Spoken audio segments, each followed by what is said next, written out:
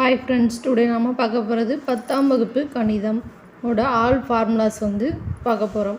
இப்போது தமிழ் மீடியம் நம்ம இப்போ பார்க்க போகிறது இயல் 2ங்குள்ள மட்டும்தான் பார்க்க போகிறோம். எண்களும் தொடர் வரிசைகளும் அதில் உள்ள எல்லா ஃபார்முலாவும் நான் இப்போது இந்த இதில் காமிக்கிறேன். அதை நோட் பண்ணிக்கோங்க, ரொம்ப முக்கியமானது.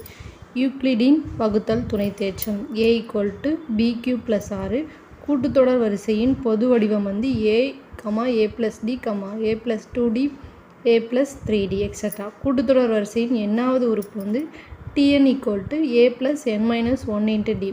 கூட்டுத்தொடர் வரிசையின் உறுப்புகளின் எண்ணிக்கை n = l - a / d + 1. பொது வித்தியாசம் d = d2 - d1.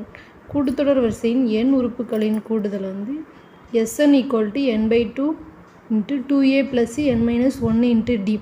இந்த ஃபார்முலாவும் இருக்கலாம் அல்லது இந்த ஃபார்முலா இருக்கலாம். Sn = n/2 × a + l.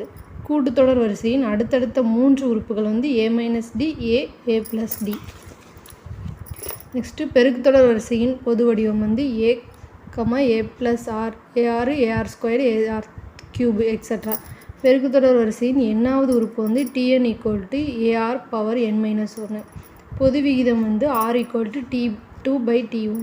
பெருக்குத்தொடர் வரிசையின் எண் உறுப்புகளின் கூடுதல் Sn = a × r⁻n - 1r - 1.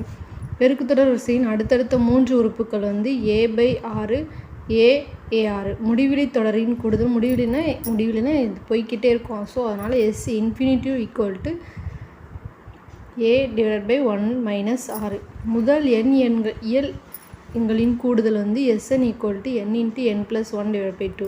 முதல் இயல் எண்களின் வர்க்கங்களின் கூடுதல் Sn = n × n + 1 × 2n + 1/6. Next முதல் இயல் எண்களின் கணங்களின் கூடுதல் Sn = n × n + 1/2 2. முதல் ஒற்றை இயல் எண்களின் கூடுதல் Sn = n². இதுதான் இயல் 2ல் உள்ள ஃபார்முலாஸ். நோட் பண்ணிக்கோங்க. தேங்க்யூ.